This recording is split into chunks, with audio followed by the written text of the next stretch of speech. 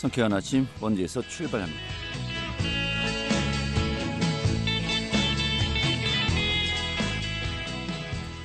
안녕하십니까. 2월 25일 목요일 아침 인사드리겠습니다. 상쾌한 아침 원주에서 출발합니다. 진행의 한태호입니다. 자, 이제 장마가 시작된 가운데 이 곳곳에 또 밤새 국지성 호우가 쏟아졌네요.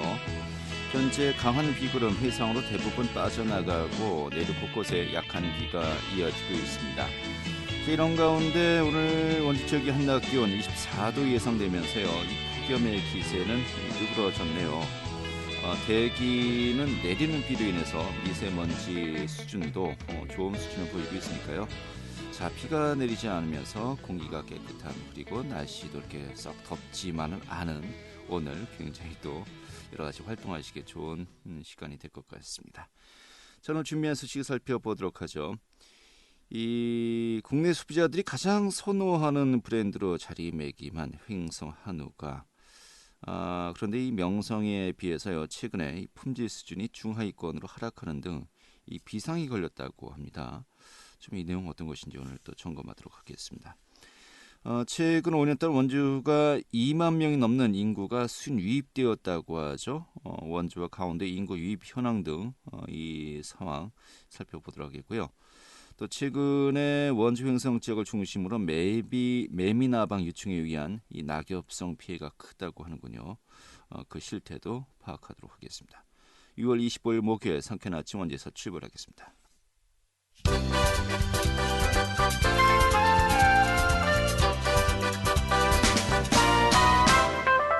오늘의 주요 뉴스입니다.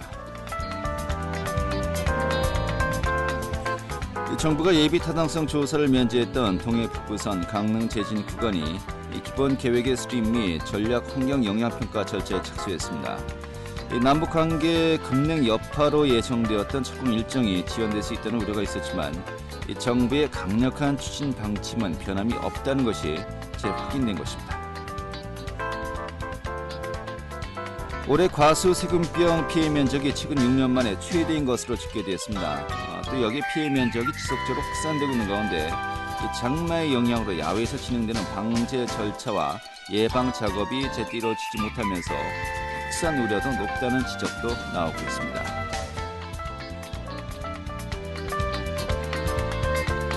야생 진드기 매개 감염병인 SFTS 감염병 환자가 최근에 도내에서 잇따라 발생해 각별한 주의가 요구되고 있습니다. 최근에 화천에 거주하는 A씨가 SFTS 양성 판정을 받았는데요. 이 진드기가 거주하는 풀과 숲이 많은 도내에선 지난 2013년 이후 SFTS 환자가 꾸준히 늘고 있는 추세입니다. 이에 보건당국은 예방 백신이 없는 만큼 야외 활동 시 긴 옷을 착용하고 외출 후에 목욕 등 기본 수칙의 준수가 필요하다고 전했습니다. 오늘의 주요 뉴스였습니다.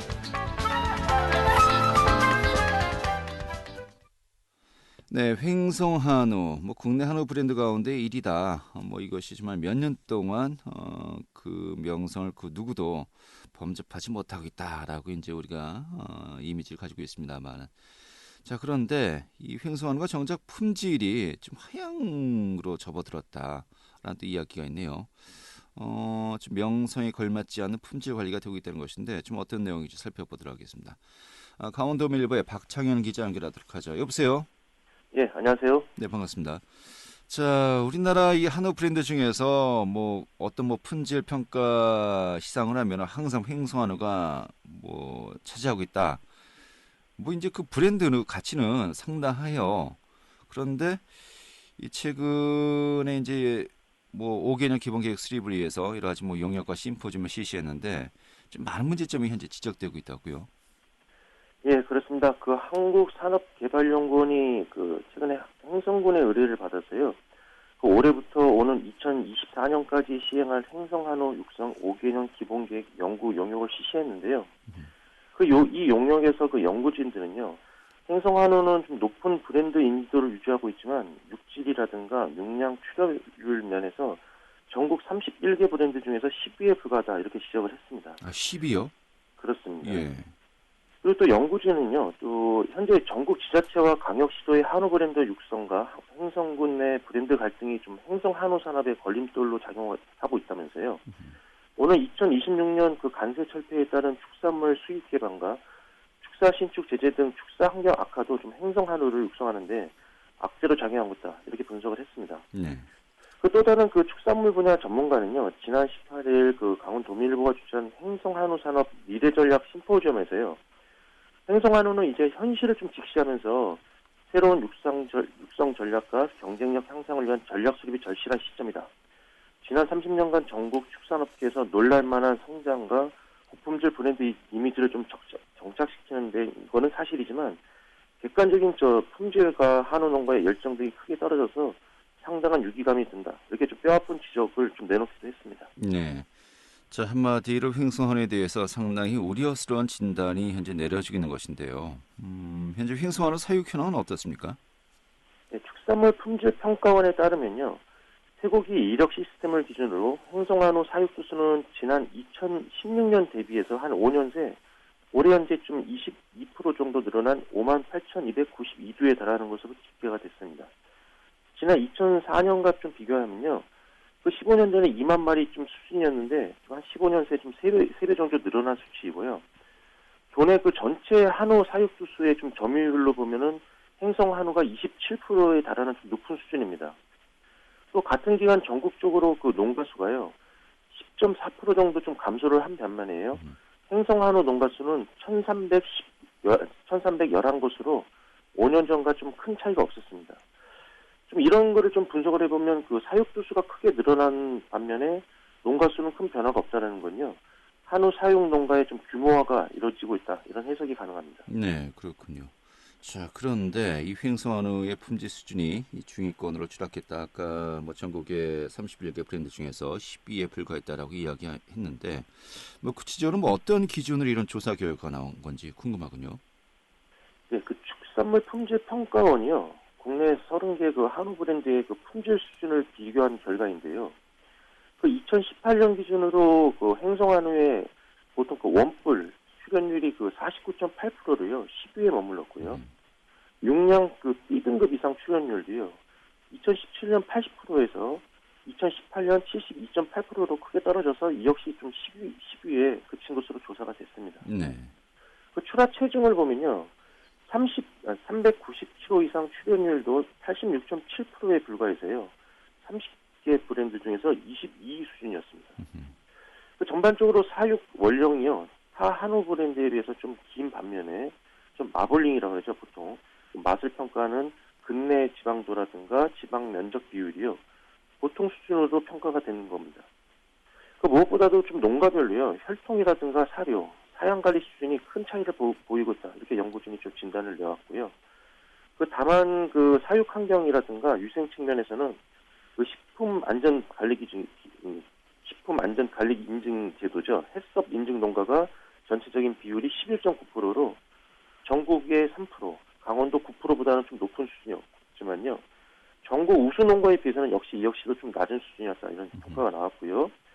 그 대신에 그 행성 한우의 최대 강점이죠, 브랜드 인지도 면에서는 비교 대상 브랜드에 비해서 단연 1위를 차지했습니다. 네, 인지도와 명성은 뭐 독보적입니다만은 이 품질 면에서는 독보적이지 못하고 그냥 원오브됩니다.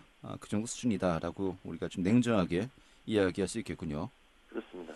자, 이렇게 되면요, 사실 그 횡성한우 가격대 굉장히 높지 않습니까? 그 비싼 돈을 내고 식사를 하시는 것은 뭔가 좀 기대 심리가 있기 때문인데, 근데 정말 가성비에 비해서 뭐 다른 그 일반 한우하고 별 차이가 없네라는 것이 이미지가 이렇게 굳혀진다면은 이 순식간에 그 브랜드 이미지도 또 브랜드 인지도도 이 하락할 수밖에 없는 거 아니겠습니까? 그렇습니다. 지금 결코 안 좋아할 수가 없는 상황 같은데 좀 더 구체적으로요. 최근 또 10년간 횡성한우 품질 변화에 대한 또 분석 좀 나왔는데 이 분석은 어떤 것입니까? 예, 좀 행성 한우를 좀 냉정하게 보기 위해서 좀 나온 자료인데요. 한국 종축계량협회 강원본부가 분석한 자료인데요. 한우 생산 단지로 좀 유명하죠. 그래서 행성과 좀 비슷한 수준인 정읍의 한우 농가와 좀 행성 한우의 농가의 좀 품질을 비교해봤습니다. 네. 그 암소의 경우에요, 10년 전인 2009년에 행성 한우의 그 도체중은 334.6kg였고요. 정읍의 경우에는 311.2kg였습니다. 그러니까 이게 지금 그 행성 한우가 대략 한 뭐 20kg 이상 좀 크게 높았다는 건데요. 네. 10년 후인 그 올해는 오히려 좀 행성 한우가 359.9kg, 정읍 한우는 367kg로요. 오히려 정읍 한우가 한 8kg 정도 더 늘어난 겁니다. 그렇군요. 그런데 뭐 이 도체중이 더 늘었다고 품질이 더 좋다 또 이렇게 볼 수 있는 겁니까? 그런 면에서 좀 등심 단면적이라는 게 있는데요. 예. 등심 단면적도 10년 전에는 행성이 좀 79.7cm였고요. 예. 정읍 한우가 73.8cm로 좀 크게 떨어졌는데 10년 후인 올해 보니까요. 행성이 86.4cm인 반에서 정읍이 88cm로 오히려 좀 크게 늘어난 걸로 나타났습니다. 아, 그렇군요. 또 한 가지 보면요. 품질 이외에 좀 그 행성 한우에 좀 문제점이 있다면은 그 고령화의 문제인데요. 행성 한우 그 30대 미만의 좀 후계자를 보면은 전국 평균이 4.3%였고요. 정읍이 6%에 달했습니다. 근데 반면에 그 행성은요, 3.8%에 그치고 있는 수준입니다. 또 60대 이상 연령층을 보더라도 전국적으로 65.7%, 강원도가 65.3%였는데요. 행성군은 66.1%로 고령층 비율이 높았습니다. 한우 농가의 좀 고령화 비율이 높다는 건요, 좀 장기적으로 봤을 때 한우 개량 사업의 좀 이해도라든가 노동력 대비 생산성 측면에서 낮아질 수 있다는 점에서 행성 한우 산업에 대한 좀 우려의 목소리가 높은 상황입니다. 네, 알겠습니다. 자, 다시 한번 정리하자면은 이 브랜드 인지도는 뭐 월등합니다만은 그 브랜드 인지도에 비해서 또 가격대도 높게 형성되어 있는 상황이고요. 하지만은 그 인지도 또 가격에 비해서 과연 만족도가 뭐 다른 그 지역의 이 한우와 비교해 봤을 때 월등한 것인가, 이 부분은 굉장히 또 퀘스천 마크가 좀 붙여지기 시작했거든요. 이것이 어느 순간에 좀 임계점을 넘어선다면은 지금의 브랜드 인지도도 순식간에 좀 하락할 수 있다는 것인데, 이런 부분 지금이 어떻게 보면 정말 위기다. 좀 앞으로 어떻게 개선해야 될지 많은 고민들이 있어야 될 것 같은데, 좀 어떤 해법을 우리가 찾아야 될까요? 예, 그 말씀하신 대로 좀 행성 한우 그동안 명성이 워낙 높았는데요. 그동안에 그 높아진 명성만큼요, 집안 싸움을 좀 많이 벌여온 게 좀 사실입니다. 그렇죠. 좀 이 사이에 좀 한우 좀 후발주자들은요, 좀 엄청난 투자라든가 지원을 해서 행성 한우의 명성을 좀 뛰어넘고 있는 게 좀 이런 사실, 현실을 좀 직시하는 게 좀 행성 한우로서는 가장 우선돼야 될 것 같고요. 또 2026년부터 쇠고기 그 관세 철폐가 이루어지는데 이에 따른 좀 한우 가격 경쟁력 하락도 좀 서둘러 준비해야 될 것으로 보입니다. 네. 좀 이런 좀 객관적인 여건을 감안했을 때요. 행성 한우의 명성을 좀 계속 이어가기 위해서는 우선 농가별 품질 향상에 좀 평준화가 필요하다. 이렇게 전문가들은 진단을 하고 있고요. 이를 위해서 행성 한우 생산 농가에 좀 지속적이고 체계적인 교육을 전담할 수 있는 단체라든가 기관이 신설돼야 하고요. 축사 유생이라든가 악취 분뇨 처리 등 방역 체계 구축도 좀 시급해 보입니다. 그 무엇보다도 앞서 말씀드린 후계자 육성과 한우 농장 규제 완화도 필요하다는 전문가들의 조언이 나와 있고요. 특히 좀 문제가 되고 있는 행성 한우 브랜드 측면에서는요. 현재 그 행성 축협하고 행성 한우 협동조합, 농협 연합 유통사업단 등 지금 3개 브랜드가 유통되고 있는데요. 이거를 지금 현재 좀 강제적으로 통합할 수는 없기 때문에 이거를 대안으로 행성군수 품질 인증 시스템을 좀 강화를 해서요. 인증 요건을 통과한 품질에 한해서 행성군수가 인증한 라벨을 붙이고 그래서 행성 한우 브랜드의 좀 대외적인 품질을 유지하는 것, 이런 시스템이 좀 바람직해 보입니다. 네. 우리가 횡성하는 뭐 큰 틀에서 이야기했습니다만 또 지금 이야기했듯이 횡성 축협, 횡성 한우 협동조합, 또 농협 연합 유통사업단, 이렇게 좀 세 개의 추구에서 또 이제 브랜드를 운영하고 있는 거 아니겠습니까? 네. 이게 굉장히 또 혼란스러워요. 또 이 혼란스러운 상황에서 또 주도권을 가지기 위해서 아까 좀 이야기했듯이 집안 싸움을 또 벌여온 것도 사실이고요. 이번에 또 횡성한우 축제도 일단 좀 봉합이 되었습니다만은 이게 앞으로도 뭐 계속해서 좀 갈등의 불신이 남아있는 상태이고요. 예. 좀 전체적으로 좀 뭔가 좀 정리가 있어야 될 것 같네요. 알겠습니다. 그렇습니다. 예, 오늘 이렇게 정리하죠. 고맙습니다. 네, 감사합니다. 네, 강원도민일보의 박창희는 기자였습니다.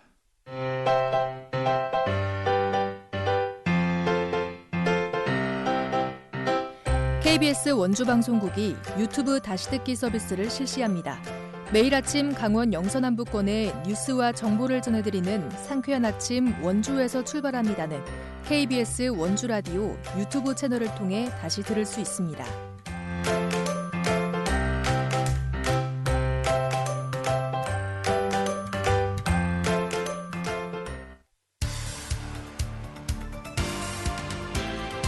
알찬 정보, 생생한 현장의 소식을 전해드립니다. 리포터 현장. 네, 최근에 통계조사가 발표되었는데요. 최근 5년간 원주에는요, 2만여 명의 인구가 순유입된 것으로 조사가 되었습니다. 순유입되었다. 그러니까 이 전출된 분들보다 전입된 분들이 5년간 2만 명이 더 넘었다는 것이겠죠. 원주 혁신 도시, 또 기업 도시가 조성되고 또 수도권과 근접한 점들, 또 여러 가지 교통 인프라 등이 확충된 것들을 우리가 쉽게 그 원인으로 분석할 수 있겠습니다만, 특히 강원도에서 청년층의 인구가 유입되고 있는 것은 원주 또 춘천 두 곳에 불과하다고 하는데요.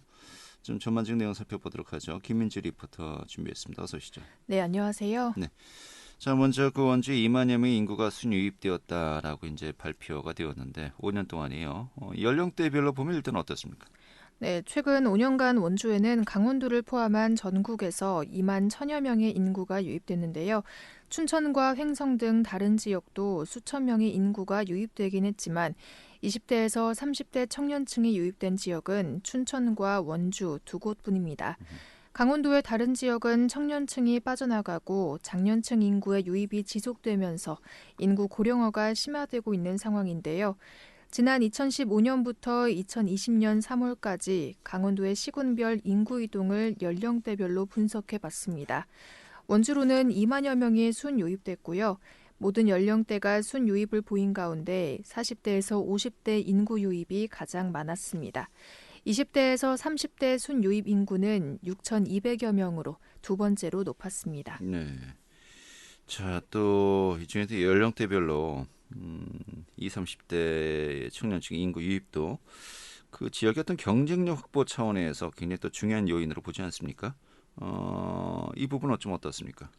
네, 원주와 춘천으로 인구 순유입이 늘어나는 이유로는 뛰어난 교통망과 수도권 근접성을 들 수 있는데요. 전문가들은 청년 일자리 등 고용시장과 교육 인프라 부족 문제도 앞으로 해결해 나가야 할 부분이라고 했습니다. 실제로 강원도의 15세부터 29세 이하의 청년 인구 가운데 매년 10,000명 정도가 수도권으로 빠져나가고 있는데요. 이렇게 많은 청년들이 떠나가는 이유로는 결국 일자리 때문으로 내다봤습니다. 자세한 이야기 한국지방행정연구원 김현호 부원장에게 듣겠습니다. 우리 강원도뿐만 아니라 전국의 그 수도권을 뺀 지역은 대부분 인구가 감소하고 있는데 그 이유가 청년층의 유출이 20 내지 30, 40%가 되거든요. 가는 이유가 크게 보면 두 가지거든요. 하나는 대학이라든지 학교, 두 번째는 이제 일자리 문제인데 지방대학, 특히 우리 원주라든지 강원도에 있는 대학의 경쟁력을 이렇게 확보해서 좀 우리 원주 지역에서도 대학의 레벨을 더 높이는 이런 작업이 필요할 것 같아요. 가까운 일본만 하더라도 일본도 지방자치단체들의 인구가 감소하고 있거든요. 그런데 우리만큼 이렇게 급격하지는 않아요. 그 이유 중에 하나가 이제 일본에는 대학이 지방에 그래도 유수한 대학들이 있거든요. 두 번째는 혁신도시에서 그 지역 인재 채용 비율을 높여야 될 겁니다. 지금 24년까지 30% 이렇게 해놨는데 제 생각에는 40, 50%까지 이렇게 해야 지역의 인구가 빠져나가지 않고 그 지역에 이제 취직을 할 수 있다고 생각되고요. 13개 공공기관뿐만 아니라 각각의 그 시청이라든지 동사무소까지 그 지역 인재에 대해서 업무 고용을 하는 비율을 전국적으로 높이고 우리 원주도 높이면은 청년이 돌아올 수 있는 방법이 되겠다 싶고요. 네. 자, 일단은 5년 동안 전체 인구가 2만여 명이면은 1년에 4,000명 정도가 늘고 있는 것이고요. 또 이 중에 20, 30대가 한 4명 중에 1명꼴이군요. 1,200여 명 정도 된다는 것인데, 자, 아무래도 그 기간 동안에 혁신도시 또 기업도시가 조성되고 또 입주가 시작되지 않았습니까? 특히 이제 기업도시 같은 경우요. 이런 부분들이 아무래도 큰 요인을 차지하고 있겠죠. 네, 원주에는 혁신도시와 기업도시가 마련된 점도 인구 순유입이 늘어난 큰 원인으로 볼 수 있는데요. 이 기간 동안 서울과 경기에서 원주로 순유입된 인구는 총 6천여 명입니다. 혁신도시가 위치한 원주시 반곡동과 간설동의 인구는 각각 원주시에서 두 번째로 많고요. 또 원주 기업도시에 거주하는 인구 역시 꾸준히 늘고 있습니다. 기업도시가 위치한 원주시 지정면에 거주하는 사람은 1년 만에 2배 이상 늘었습니다. 네. 하지만 또 이러한 자연 증가가 이뤄지고 있다고 해서 안심을 할 수만은 없는 것 같아요. 여러 가지 교육 인프라, 또 이제 취업의 어떤 기회 증대 이런 부분들, 이런 모든 것들이 또 함께 계속해서 좀 개선돼야 하지 않겠습니까? 네, 강원도의 대다수 시군을 보면 협소한 고용시장과 교육 인프라 부족으로 수천 명의 청년층 유출을 막지 못했는데요. 원주시가 강원도에서 최초로 인구가 35만 명을 넘는 도시가 됐습니다.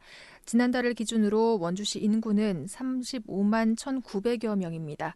원주시는 청년층의 인구 감소 문제를 해결하기 위해 육아 인프라를 구축하고 도시재생 사업을 진행하는 데 힘을 쏟고 있는데요.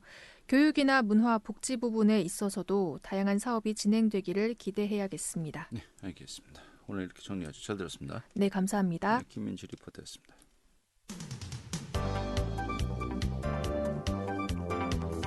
생생한 현장, 유익한 생활 정보를 전해드리겠습니다. KBS 원주라디오 상쾌한 아침 원주에서 출발합니다를 함께하고 있습니다.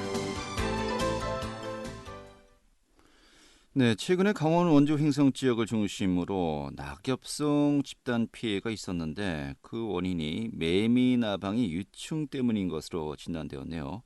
오늘 그 내용 좀 점검해 보도록 하겠습니다. 북부지방산림청 산림재해 안전과의 임정규 팀장 연결하죠. 팀장님.